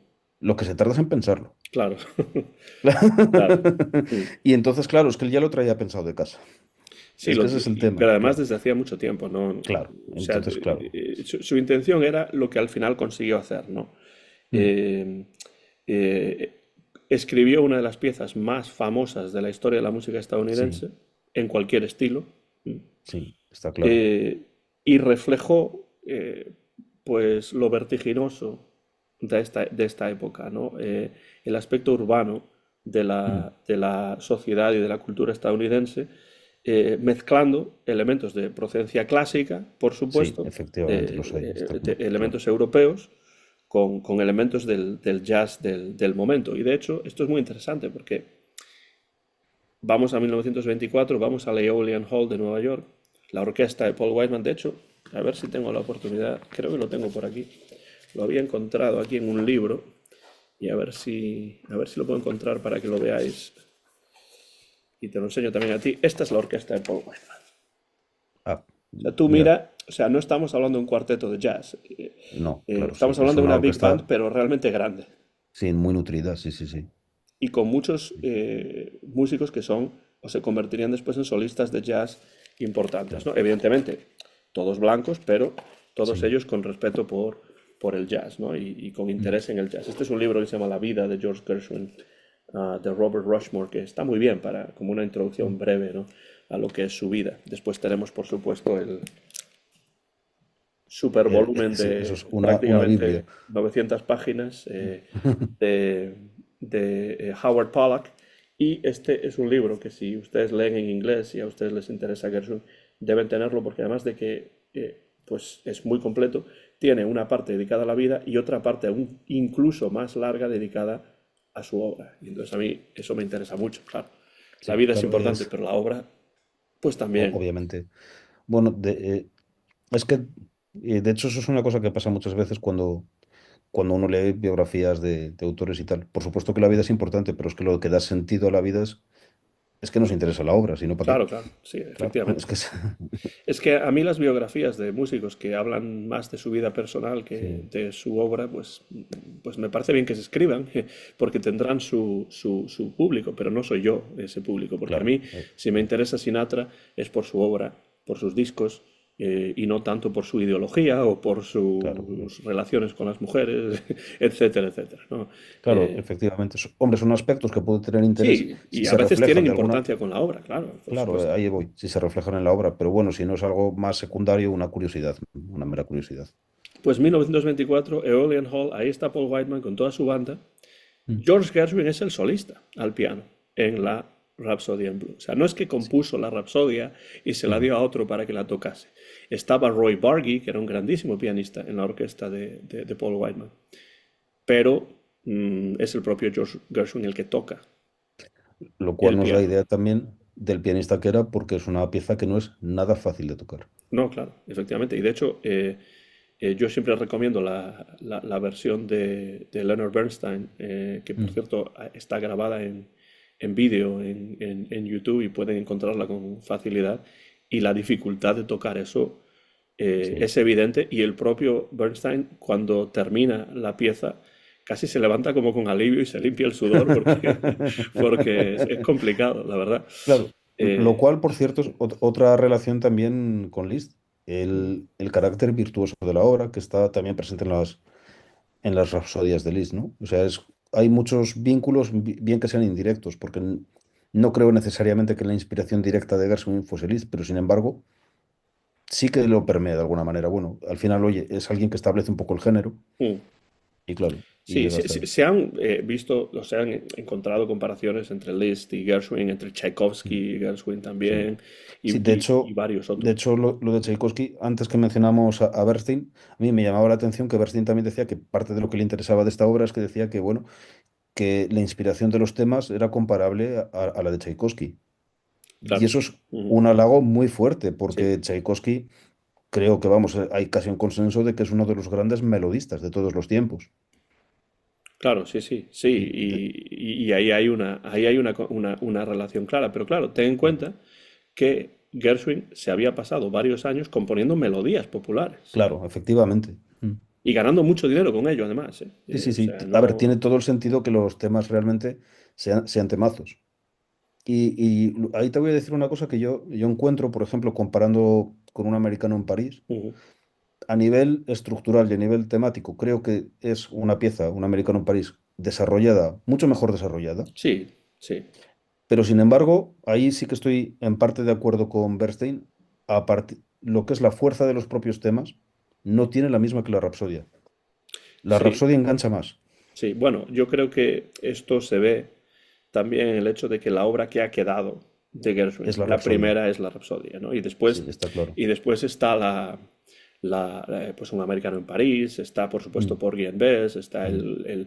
el concierto en Fa, bueno, hay muchas otras cosas Sí, que compuso que están muy bien, efectivamente. la obertura cubana, por ejemplo, Mm. pero no es eso lo que uno recuerda tanto como la propia Rhapsody in Blue. Es un poco, hombre, salvando las distancias es como el Quijote, ¿no? Cervantes escribió otras Sí, obras y son claro. importantes, pero no son el Sí. Quijote, ¿no? Y yo creo Mm. que en esto, esto pasa un poco con la Rapsodia. Él compuso la Rapsodia, además, pero él no orquestó la Rapsodia. Sí, ¿Mm?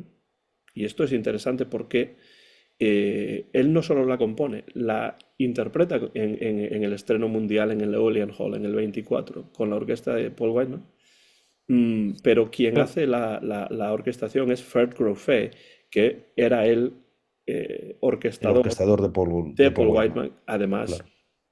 un grandísimo orquestador. O sea, todo el Sí, mundo sabía en esos momentos que era uno de los grandes orquestadores del momento. de hecho, es un espectáculo cómo está orquestada la obra. Es Sí, una sí. obra incluso para aprender mucha orquestación del trabajo de este hombre, de Goffre. Y en este sentido, claro, ¿tú por qué piensas que Gershwin no se aproxima al mismo hacerlo? Porque fue solamente por lo apurado de los plazos. O tal vez incluso, no sé, por ejemplo, por Jan Bess y la orquesta él, pero por Sí. ejemplo, un americano en París tampoco. No, yo creo que Porgy and Bess lo orquesta él porque ya es una obra que tomó mucho tiempo para Mm, crearla, en colaboración con Du Bois Hayward, que escribe el libreto, y ya tenía un conocimiento de la orquestación mucho mejor que el que tenía en claro, 1924, porque había pasado ya pues, unos 10 años y bueno, sí. esto le dio más tiempo, ¿no? Para aprender esto. Yo creo que hay varias razones por las que no orquesta él la Rapsodia, pero esto son solo teorías mías que no tienen que ver con Mm, algo que haya leído. Una de ellas es que yo creo que no se sentía capacitado en el tiempo que tenía para hacerlo. mm. Otra es que estaba Fred Grofé y Claro, y pues era muy era un bueno. gran Claro, entonces confío en él y ya orquestador y está. ¿por qué no confiar en él, ¿no? Pero cuidado, Claro, porque confío en él, pero no quiere decir que no hubiese supervisado lo que hizo, claro, obviamente que que lo sí hiciese que a lo ciegas. supervisó, evidentemente, ¿no?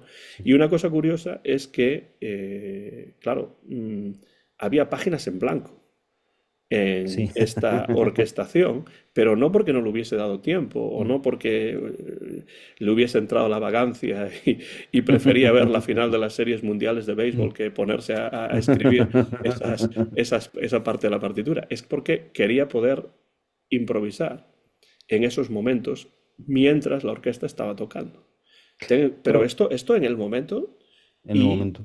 pues durante la interpretación. Claro, pero fíjate, esto es una cosa que en el jazz yo creo que sí se ha mantenido más vivo, porque a Mm, día de hoy el jazz tiene una relación muy, muy estrecha con la improvisación. mm. Ahí están los estándares de jazz, sobre los cuales, bueno, toda esta historia que Los conoces mucho cambios de mejor que yo. acordes y esas cosas, sí. Claro, eso es. Pero, por ejemplo, esto es algo que en la música clásica sí que existía, pero con el tiempo se fue perdiendo. Por Sí. ejemplo, los conciertos de Beethoven sí que se dice que, bueno, que el día del estreno, él estrenó los cuatro primeros, el quinto ya no porque ya la sordera tal, pero que él con lo que iba era con un guión Ujú. Sí, y tocaba. sí. Y que posiblemente, claro, las versiones que conocemos hoy en día no son exactamente lo que él hizo. Mm, Y eso se ve también en piezas de Chopin que dices, bueno, aquí escribe la cadenza, pero la cadenza lo escribe para los que no saben improvisar, porque él igual cada concierto hacía una cosa distinta. claro. Y así adelante, así adelante, así adelante. Y claro, ¿qué pasa? Que poco a poco, como se empieza en el mundo de la música clásica a separarse la figura del compositor de la del intérprete, Ujú. pues claro, pasa que los compositores ya no saben tocar tan bien como los intérpretes al menos, Mm, pero ujú. los intérpretes tampoco saben improvisar muchas veces, o lo saben hacer de forma más limitada. Sí.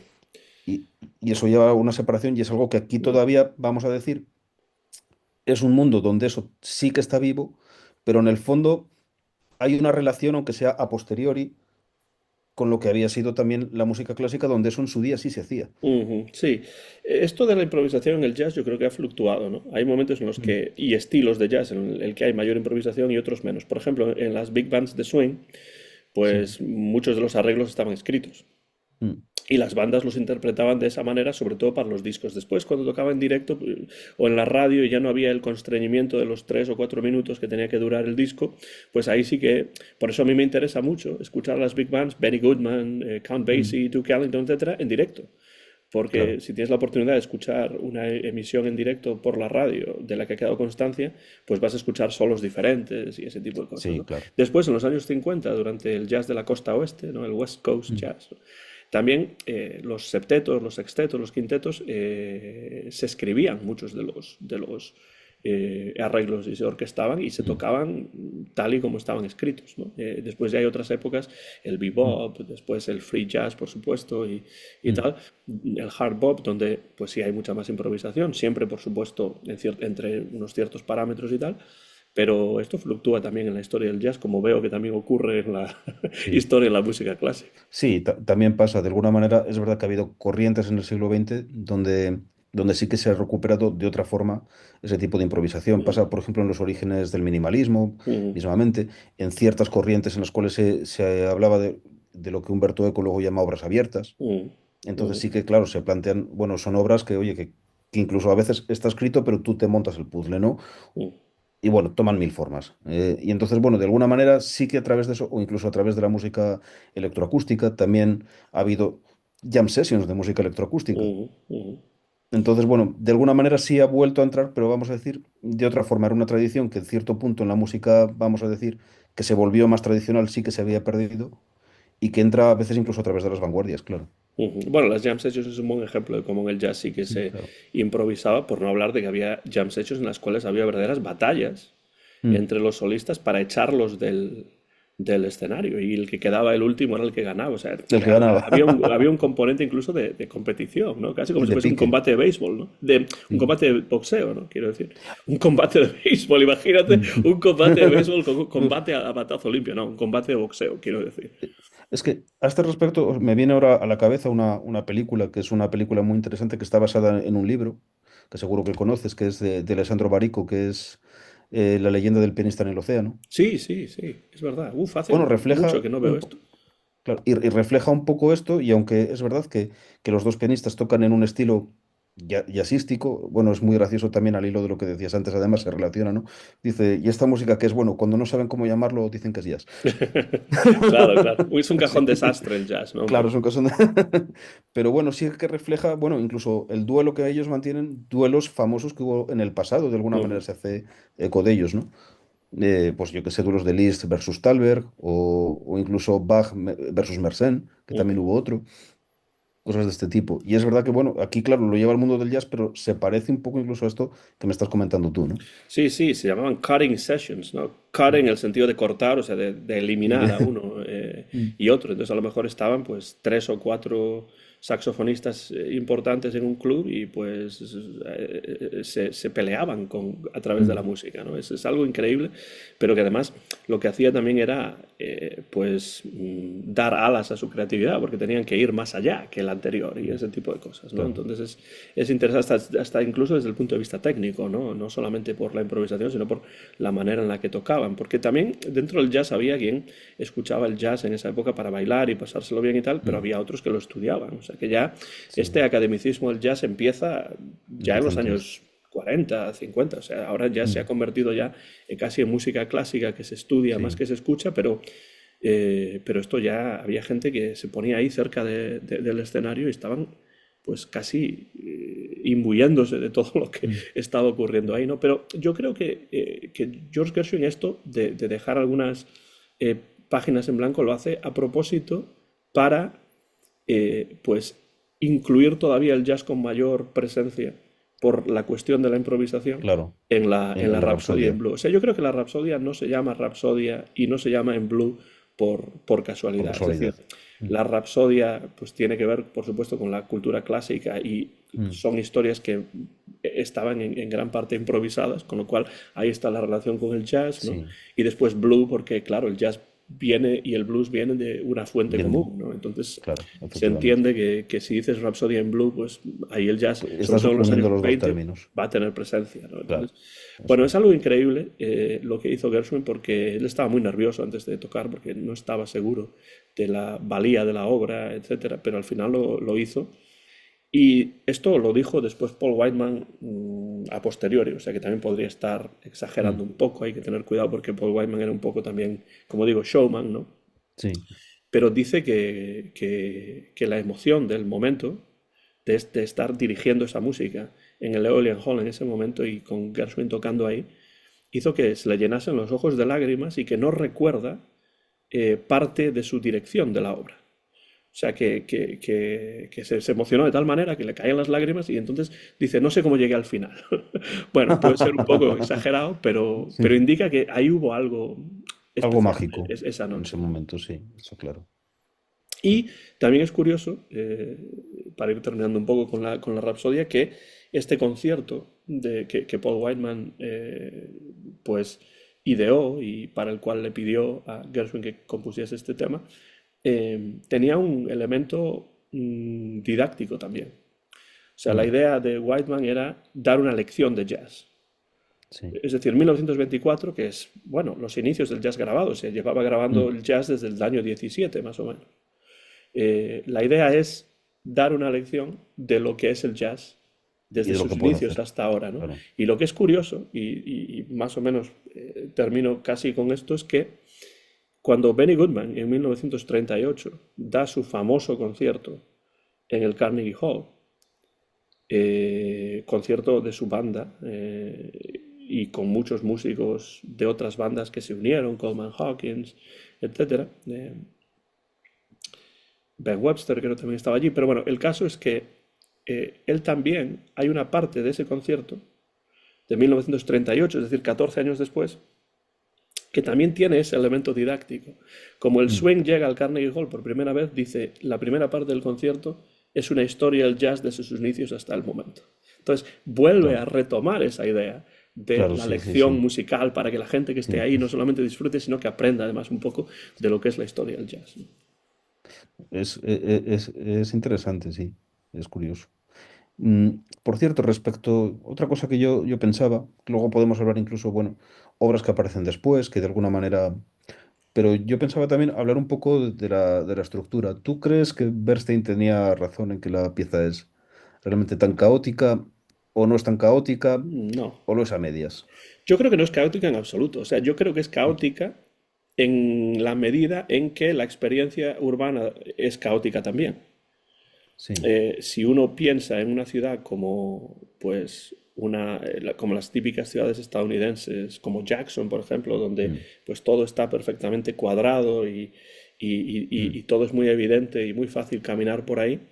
Bueno, caminar mejor no, pero conducir por ahí, sí, pues entonces no sería esa experiencia de la ciudad caótica, pero la experiencia de Nueva York hoy en día y no digamos también en los años 10 y en los años 20, era una experiencia en cierto sentido caótica, ¿no? Es Y yo que, creo que esto lo refleja él muy bien, pero hay una cuestión que para mí hace que esta obra no sea en absoluto caótica, que es ese motivo que se mm, repite constantemente sí, del inicio al final en el sí que, piano, con la orquesta, con el clarinete, etcétera, etcétera, donde yo creo que eso hace que haya una unidad muy evidente de principio a fin. claro, que es el motivo que algunos llaman, lo llaman incluso ritornelo, Ujú, como en los conciertos barrocos, ¿no? Yo ahí veo nuevamente que es una pieza mixta también incluso en este sentido, porque yo veo que tiene ujú. como dos partes muy diferenciadas. Bueno, eso sí, Una que es, eso sí. o sea, una que es justo antes de la cadenza y otra que es de ahí en adelante. Ujú, Y la parte que es justo antes de la cadenza es quizá la que sí que es más, entre comillas, desordenada. ujú, Es verdad que van apareciendo ese tema de ritornelo y otro de los temas, el que llaman straight theme, ujú. no, que es bueno el tema de caminar por la calle, ¿no? Sí, sí, Realmente sí, sí. son los que aparecen de forma Es más como un recurrente. flaneur, ¿no? Que dirían los franceses, un Sí, tipo que va por ahí sí, caminando por la ciudad. sí, exactamente, que son un poco como el tema, los dos temas más importantes, que van apareciendo de forma más recurrente y en medio de ellos va insertando los demás. Sin embargo, a partir de la cadenza sí que hay dos partes muy diferenciadas que ahí Ujú. sí se corresponden un poco con esa estructura que de alguna forma establece Liszt, Sí. que es un tema lento, que es lo que hay quien llama el tema del amor. Bueno, suena más a eso, es un tema casi cinematográfico Ujú. además, Sí, en sí. muchos aspectos. Y luego un segundo tema que a mí sí que ahí sí que veo una inspiración directa en Liszt. Es una frisca muy parecida a la de la Rapsodia en Guaro número 2 además. Ujú. Yo creo que eso es muy del jazz, Archie, Mm, también. O sea, yo creo que la relación del jazz con la Rhapsody en Blue es tan fuerte que aparece en muchos niveles, ¿no? O sea, no es mm, solamente la inspiración del blues, la inspiración rítmica incluso, pero es que en el jazz es muy típico también sí, que haya pasajes que se citan de otros temas, sí, claro. lo que se llaman quotes, ¿no? Citas. Sí, Entonces, el otro día efectivamente. estaba escuchando un tema, ahora no sé si voy a recordar de quién era, sí, creo que era Thelonious Monk, Mm, que, que estaba tocando un tema de Duke Ellington, creo que era I Got It Bad and That Ain't Good, y de repente en el medio de ese tema hace una cita de Louis, que es un tema de Irving Berlin, sí, ¿no? Entonces, yo creo mm, que no es que haga esto exactamente no, claro que no. George Gershwin, pero aprovecha para hacer ciertas alusiones a Sí, es ciertas una piezas alusión. que para él son importantes y que de alguna manera le han causado impresión, Eh, ¿no? Claro, efectivamente, o sea, no es una cita literal tampoco, pero sí hay una alusión estilística evidente. O sea, Ujú, el tipo de ritmo que hace y tal. Yo, con todo lo que veo, es que a mí me resulta muy llamativo el que la obra se divida como en estas dos partes tan diferenciadas, ujú, porque al fin y al cabo, claro, se trata de una obra que pretende ser una obra mixta en todos los sentidos. ujú. Y entonces, de hecho, el que haya dos partes, una parte aparentemente, porque es aparente el desorden, está claro, más desordenada, y otra parte más ordenada, donde sí que puedes percibir una estructura más clara, Mm, yo creo que es parte de la propia identidad de la obra. Y en este sí, sentido yo sí estoy en desacuerdo con Bernstein porque no estoy de acuerdo, no puede ser. O sea, si tú quitas un trozo aleatoriamente de la obra, no funciona. no. En eso se equivoca Bernstein para mí, Sí, con todo el yo, respeto y la admiración sí, que sí, yo siento también. por Bernstein, que por Sí. cierto es uno de los músicos que A ver, si para mí alguien, es top Bernstein, ¿eh? O pero sea, yo que le si tengo aquí alguien me arriba, dijese pero con quién quieres mm, hablar, él sería mm, uno de ellos. O sea, me puedes sí, sentar sin una tarde a duda. hablar con un músico y yo creo que Bernstein sería uno de ellos que elegiría sin Sí, ninguna duda. una persona interesantísima por todas sus experiencias, bueno, lo que hablábamos antes, por cómo es como compositor, como pianista, como director, por la gente a la que conoció, como pedagogo, como decíamos, por todo. Pero yo creo que en este sentido exagera y se Sí, equivoca un poco, ¿no? Porque sí, yo también lo eh, creo. no creo que, o sea, evidentemente tú puedes eliminar partes de cualquier cosa que te Claro, sí, parezca, ¿no? Pero en el caso de la Rhapsody in Blue yo creo que sí que afecta, sí, porque, pues porque hay una unidad al final sí, en sí, sí, esta sí, obra, está que claro. viene dada por lo que estamos comentando, yo creo. Y si Sí, eliminas, imagínate, por ejemplo, eliminar ese ritornello. O sea, no claro. habría Rhapsody in Blue, No, ¿no? efectivamente. Entonces, No, bueno, ya directamente. creo que falla en eso su visión. Que él diga que a lo mejor es una obra que no le parece perfecta, que no está perfectamente acabada, yo eso lo entendería quizá un poco mejor. Pero eso Sí, tiene se que ver puede también un discutir poco, eso, yo pero creo, con la mm. visión que se tenía en ese momento del jazz. Se veía el jazz como una música caótica también. Luego además hay una cosa que yo sí que veo en esta pieza, siendo de otra manera, pero sí le veo, por ejemplo, una relación, ¿te acuerdas de lo que hablamos en el idilio de Sigfrido? Ujú, Que ahí al final todos los temas encajaban unos con otros. ujú. Aquí, en determinados momentos sí encajan, pero no se trata tampoco tanto de que encajen, pero yo sí que veo ciertos materiales y ciertos giros melódicos que son recurrentes entre diferentes Ujú, temas. ujú. Y son temas muy diferenciados, pero tú cuando los escuchas sí que estás percibiendo que todo aquello forma parte de lo mismo. No los percibes, no es como si hubiese cogido esto de aquí, esto de allí y lo hubiese mezclado. Al final, ese sentido de unidad también está en cómo están compuestos los propios temas que conforman la obra. Entonces, incluso aunque salte de forma aparentemente caótica de uno a otro, el sentido de unidad no lo pierdes. Sí, eso es muy interesante porque además yo creo que es una obra que está pensada como si estuviese compuesta para una big band, ¿no? Mm, De jazz, pero teniendo en cuenta que dentro de una big band hay solistas. ¿Y quién claro, es el solista? Es el propio piano claro. de Gershwin. Que bueno, digo de Mm, Gershwin porque lo tocó él en el sí, original, pero sería de Bernstein cuando lo toca Bernstein sí, o de sí. quien sea, ¿no? En cada caso. Entonces, sí que hay una sección en la cual, que es muy difícil además de tocar, o por lo menos Mm, da esa sensación, que es esa parte central en la cual el piano realmente es bueno, es quien lleva la voz cantante. Es un solo de piano, en realidad, se podría sí. decir. Y ese solo, además, va también, cosa muy típica del jazz también, va reinventando ese motivo del inicio, Mm, mm, ¿no? Y después, bueno, sí. pues entra el tan, tan, tan, tan, tan, tan, tan, y, Mm, por supuesto, se va jugando un poco con diferentes motivos, pero ese motivo inicial se va reinventando dentro de esa propia sección del piano para después volver a entrar con fuerza con toda sí. la orquesta. Me parece que eso está muy bien hecho porque es un contrapunto muy interesante, ¿no? Bueno, a lo mejor Mm, estoy utilizando las palabras que no son mm, específicamente, no musicalmente, pero sí. Pero mm, sí, se entiende lo que es quieres lo que decir. me da esa sensación. Es decir, tú escuchas eso Sí, y después está el piano y después vuelve a entrar la sí. orquesta completa con muchísima fuerza y otra vez con ese mismo motivo. Claro, lo cual nuevamente lo une también en cierta medida con el mundo de la música clásica, porque no deja de ser una pieza concertante. Ujú. Y al final lo entiendes como una pieza concertante. No funciona exactamente igual que podías ser un primer movimiento de concierto, porque la gramática interna es otra. Pero sí que existe esa sensación de diálogo entre solista y orquesta, eso sí que está clarísimo. Sí, sí, sí. Y para mí eso es de lo que más me sorprendió la primera vez que lo escuché fue eso Mm, precisamente. Y diré otra cosa. Estaba escuchando ayer, pues en preparación otra vez para mm, conversar contigo hoy, la grabación en vídeo de esa Rhapsody in Blue dirigida por Leonard Bernstein.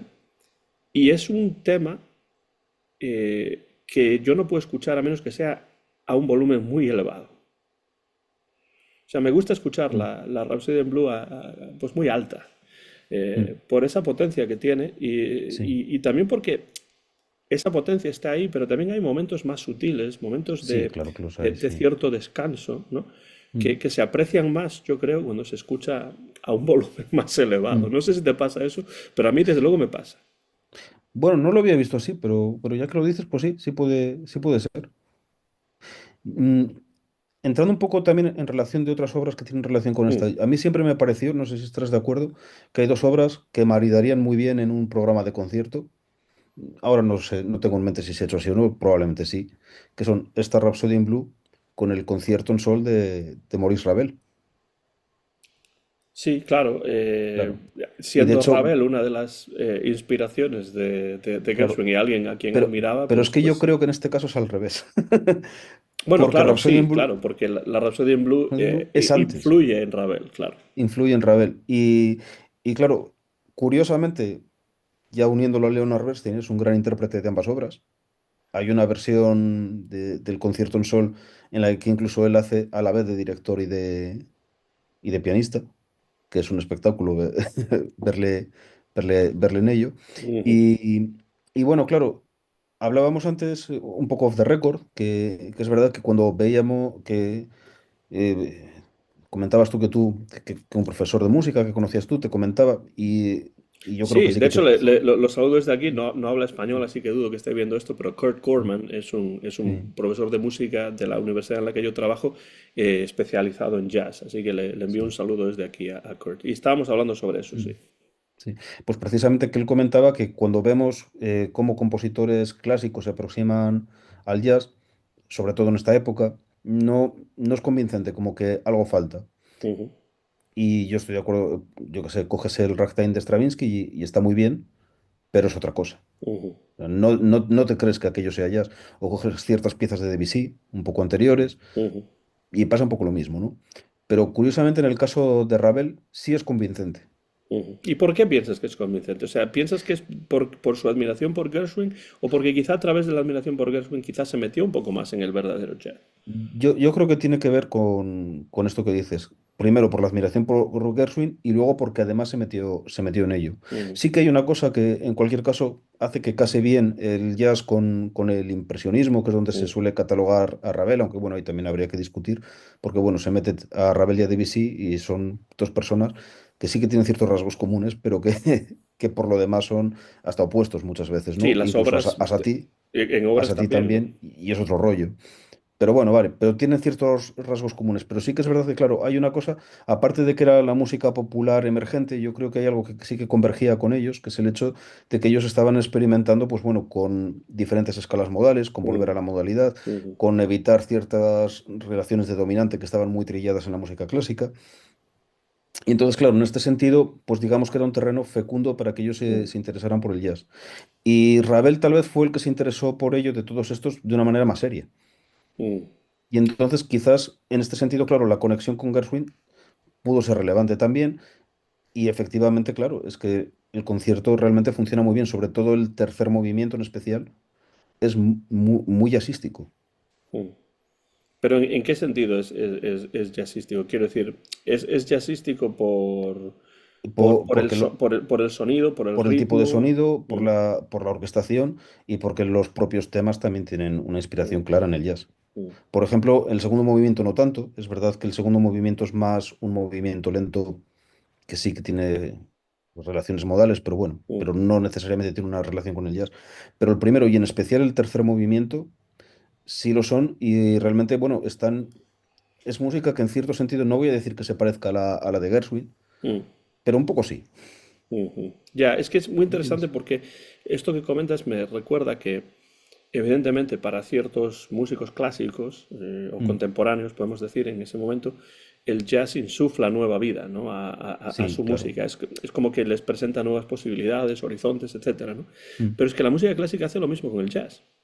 mm, Porque cuando llegamos a los años 50, sobre todo 60, tenemos esta corriente dentro del jazz que se llama Third Stream, ujú. la tercera corriente, que trata de aunar el jazz y la música clásica, a veces con mayor y a veces con menor éxito, pero es parte también Claro, de la historia y del desarrollo del jazz. Con lo cual, claro, si decía antes lo de la revista Ritmo, que tenía una sección de jazz, sí, pues cómo no iba a tenerla. Si la claro, relación entre jazz y efectivamente. música clásica, pues yo creo que es muy evidente, ¿no? Claro, sí, incluso en esa época, bueno, es precisamente de cuando es esta pieza que te comentaba yo también off the record, que es All Set de Milton Babbitt, que es una Ujú, pieza muy interesante porque están combinando una vanguardia, que además es una vanguardia dura, como es el serialismo integral, pero la está combinando con elementos jazzísticos en el tratamiento de la instrumentación, bueno, de una serie de cosas, ¿no? ujú.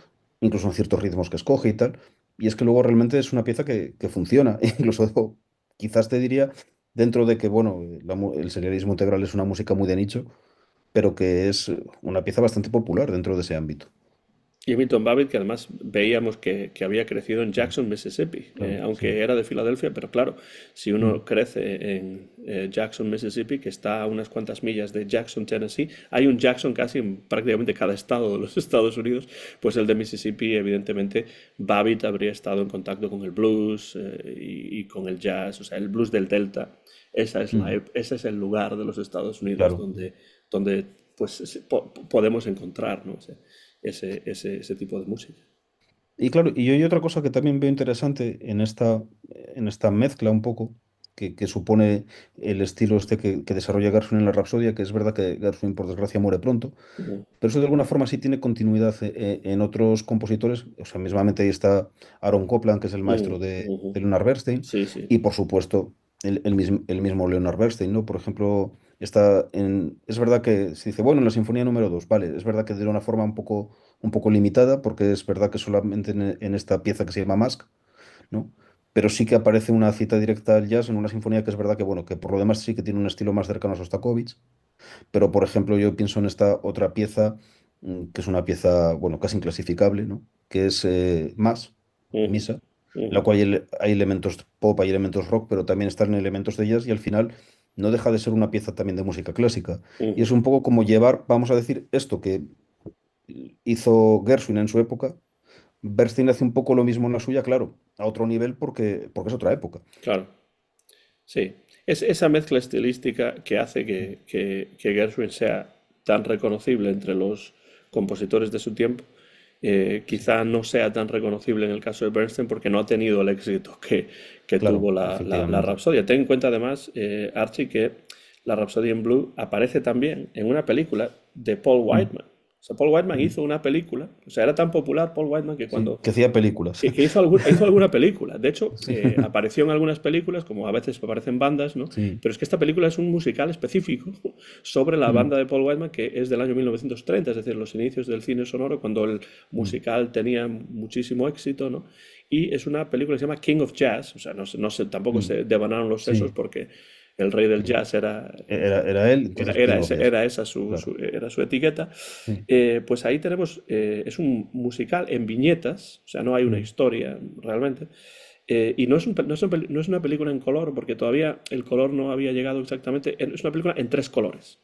sí. O sea, estas típicas películas del principio del color, que no eran totalmente en color, pues en una de las viñetas, precisamente, se toca la, la Rapsodia in Blue. Y aunque George Gershwin estaba vivo todavía en 1930, es Roy Bargy el pianista el que toca en este caso. Y bueno, Mm, era una oportunidad pues, de ver la Rapsodia in Blue tocada en el cine, aunque no es tan espectacular, evidentemente, como lo habría sido 6 años antes en el Eolian Hall con el propio Gershwin al piano, pero bueno, no está mal, no es una película memorable, ni mucho menos, mm. pero se puede encontrar en DVD o en Blu-ray, la han reeditado no hace mucho, y bueno, a mí me gusta porque además aparece Bing Crosby en una de sus primeras películas y tal, pero es curioso porque es un musical en el que lo importante es solamente la música, o sea, no hay ni siquiera Ya. ningún intento de que haya una historia ni nada, son Mm. diferentes viñetas para casi como vídeos musicales, ¿no? Para Sí. presentar la orquesta de Paul White. No, pues es muy curioso, además, bueno, para la época en la que es, además. Sí, sí, Claro, sí. 1930. Y bueno, Mm, pues eso más o menos nos lleva al final de esta sí. Rhapsody in Blue, que nos ha dado para muchísimo realmente. O sea, podríamos Mm, hablar de Un americano en París, sí. Que podríamos es hablar otra obra muy interesante también. de Porgy and Bess también, Mm, que es una ópera folk, así le sí. llamaron en su momento, y además tiene también un componente racial importante. También Mm, Un americano en París se llevó al cine, con mm, Gene Kelly, con Leslie Caron. Creo que fue Vincente Minnelli quien dirigió la película, de hecho. Y Porgy and Bess también tuvo su versión cinematográfica con Sidney Poitier, Dorothy Dandridge y Sammy Davis Jr., que también salía. Pero bueno, para no hacer demasiado largo esto, no sí, podemos claro. entrar a analizar Un americano en París y analizar Porgy and Bess, pero quizá pueden quedar para futuros Futuros diálogos inesperados. diálogos inesperados y podemos llamar a este pues simplemente George Gershwin y la Rhapsody in Blue. Y ya entraremos Sí. en Ah, otras materias en otros momentos. Lo que sí es cierto es que tú decías antes, Archie, que Gershwin murió pronto. Y sí. sí, o sea, tuvo una carrera fugaz, fulgurante, pero fugaz. Ganó mucho dinero con todo lo que hizo, porque además también compuso obras para Broadway, por supuesto, Mm, y sí, también compuso efectivamente. música para películas, porque cuando Sí. llega el cine sonoro y el musical se convierte en uno de los géneros más atractivos, pues ¿qué es lo que hace Hollywood? Llama a George y Claro, a Gershwin para que claro, se acerquen obviamente. a Hollywood y Mm, allí compongan música de películas. No duraron mucho, la verdad, porque no le gustaba demasiado ese tipo de composición a Gershwin. Prefería componer shows completos de Broadway y piezas, pues como por ejemplo sus conciertos y Mm. las oberturas y ese tipo de cosas. Llegó a viajar a Cuba también, donde pues se empapó también de música cubana y de esa manera hizo su Cuban Overture o Mm. obertura Obertura cubana y por cubana. supuesto viajes a Europa donde conoció pues no solamente a Ravel, Sí, sino a sino a otros también. otros compositores importantes como Sergei Sí, Prokofiev, sí. creo que incluso Alban Berg también, Sí, sí, a Stravinsky me parece que también le Stravinsky conoció. también, bueno, además Stravinsky después se mudaría incluso a los Estados A Unidos Estados Unidos, también. sí. De hecho, sí terminó Eh, viviendo en Los Ángeles, curiosamente en el mismo barrio que Sonberg. Y sí, además, sí, y se efectivamente. detestaban, o sea, cosa que es curiosa además. Bueno, esas rencillas, pues a Sí, veces claro, sí. Bueno, pero tienen... eso le daba vidilla. De nuevo, es una época en la que estos músicos Sí, eran estrellas sí, sí, y sí. salían en la radio Ujú. y se escribía sobre ellos en los periódicos y después posteriormente incluso algunos llegaron a sobrevivir hasta la era de la televisión. O sea, Mm. en ese sentido, como dije antes, han cambiado mucho las cosas y la música clásica pues no tiene la presencia mediática que sí tenía en los años Sí, 30, claro. 40 y 50, por ejemplo, al menos en los Estados Unidos. No, vamos, y en España tampoco. Y quizás en otros países de Centro Europa tenga más, pero bueno, aquí como Sí, sabes sí. tampoco hay una tradición tan fuerte. Y bueno, Pero quiero de alguna manera pues recomendar algunas cosas, muy bien. ya que hemos hablado de la Rhapsody in Blue, pues creo Sí, que de conviene. hecho, te iba a preguntar por tus versiones favoritas, aunque bueno, ya comentaste Sí, que me era gusta la sobre todo la versión versión de original Bernstein. con Paul Whiteman, evidentemente, que Ujú. se puede conseguir, pero la de Bernstein es la que más me gusta. O sea, me parece que Mm. Bernstein le imprime una fuerza que ya tiene la propia obra, pero Mm. que él la exacerba todavía más. Además toca él el piano y hace pues, un trabajo excepcional dirigiendo la Sí, orquesta al mismo efectivamente. tiempo que toca el piano y bueno, Sí, el solo es espectacular. sí, Y se un puede poco lo encontrar en mismo que YouTube hace, fácilmente, o sea que no. es un poco lo mismo que hace en el concierto en sol de Ravel que yo te comentaba. Y después también pues hay versiones jazzísticas de muchos temas Mm. de, de Gershwin, porque Gershwin se ha convertido en parte de ese gran cancionero americano, el Great American Songbook, y entonces, claro, esos estándares del jazz realmente proceden Mm. de estos temas Sí, pop claro. compuestos pues, por Cole Porter, Irving Mm. Berlin, Harold Arlen, Jerome Kern y, por supuesto, los Gershwin.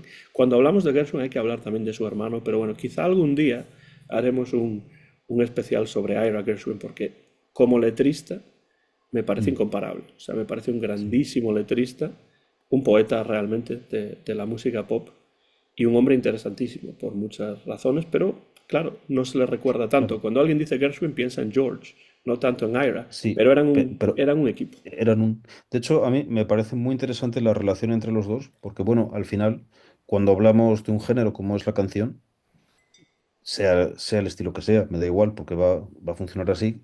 Claro, la letra es algo que no funciona sin la música y viceversa. Ujú, Entonces, a veces no el mejor poema es el mejor poema para musicar. ujú.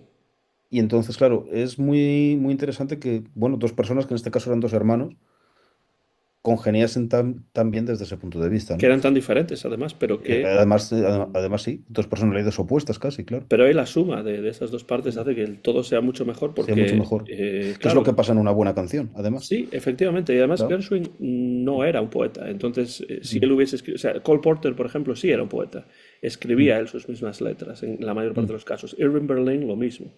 Era un poeta también. Escribía Mm. también las letras de sus propias canciones. Pero Gershwin no. Y no era lo típico, además, en esa época. Había Sí. un letrista y había un compositor. Y el Mm. compositor escribía la música y el letrista la letra. Se hablaban, bueno, iban Sí, hombre, y obviamente, tal. claro. Por supuesto, era un trabajo en equipo, pero era raro que uno escribiese Mm. las dos cosas, ¿no? Cole Porter Mm. sí, Irving Berlin sí, pero no hay tantos que hiciesen eso. Mm. Y George Gershwin no lo hacía, pero tenía Mm. la suerte de tener a un hermano como Ira, que era un grandísimo escritor, la verdad. O sea, las letras de Ira Gershwin son una maravilla y yo tengo incluso libros que recopilan esas letras como si fuesen lo Mm. que realmente son, que son, que son poemas, Poemas. por mucho que haya profesores de Mm. literatura que quieran Mm. a veces discutir eso. Una manera de entrar en la obra de George y Ira Gershwin es a través de las grabaciones que hizo Ella Fitzgerald Ujú. dentro de sus songbooks que hizo para el sello Verve.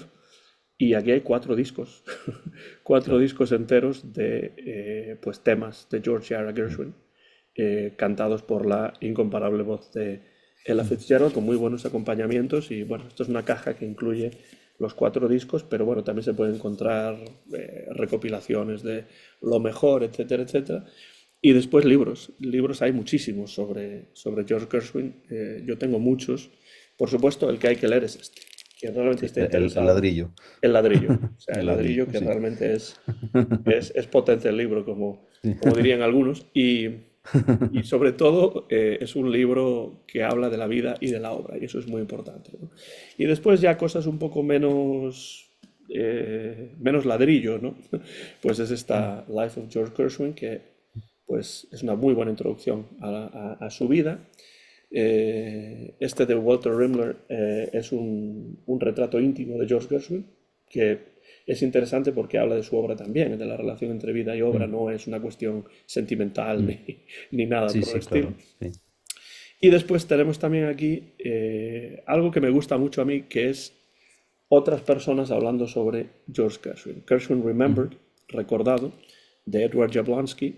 Y aquí pues tenemos lo que Ferd Crofet, lo que Paul Mm. Whiteman, lo que pues muchos otros compositores dijeron en algún momento Sí, sobre, sobre. sobre George Gershwin. Y lo que dijo Eva Gautier, la cantante, es que mientras haya música se recordará a George Gershwin después de su muerte, que murió además con 38 años, no llegó a componer, a A cumplir cumplir. los 40 Sí. años, pues porque tuvo un aneurisma y bueno, pues eso se lo llevó muy, muy Claro. temprano, empezó a quejarse de fuertes dolores de cabeza, que no podía prácticamente hacer nada, se llegó a desmayar en algún momento en alguna presentación en directo, porque hizo alguna gira incluso por los Estados Mm. Unidos dando conciertos y tal.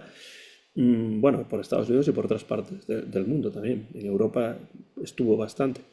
Pero llegó un momento en el que no pudo ya soportar ese dolor, casi no salía de su habitación porque no podía, o sea, le impedía ese dolor hacer prácticamente nada. Y bueno, estamos en los años 30, la medicina no tan avanzada como está hoy en día, y pues ese aneurisma acabó con su vida, y quién sabe lo que podría haber hecho George Gershwin en años subsiguientes, ¿no? Es que no llegó George Gershwin bueno, ni al principio de la Segunda Guerra Mundial, ¿no? O sea, Sí, claro. no, lo que habría podido componer en esos años de la Segunda Guerra Mundial y posteriores, cuando la Ya. música cambia mucho, etcétera.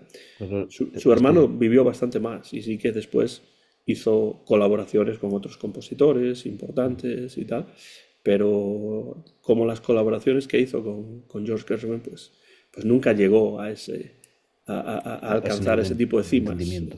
en Claro. el futuro. Sí, no, a veces es verdad que este tipo de creadores que mueren tan jóvenes, siempre se hace uno esa pregunta, ¿no? Hasta dónde podían haber llegado.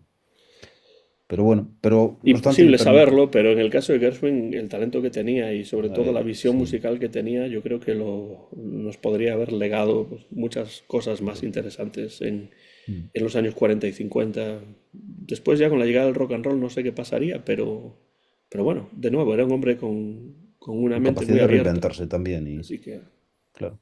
Hombre, de todas maneras, mira, yo en estos casos suelo pensar, bueno, vamos a quedarnos con lo que sí sabemos, que es lo que sí. nos dejaron, que es muchísimo, y ya está.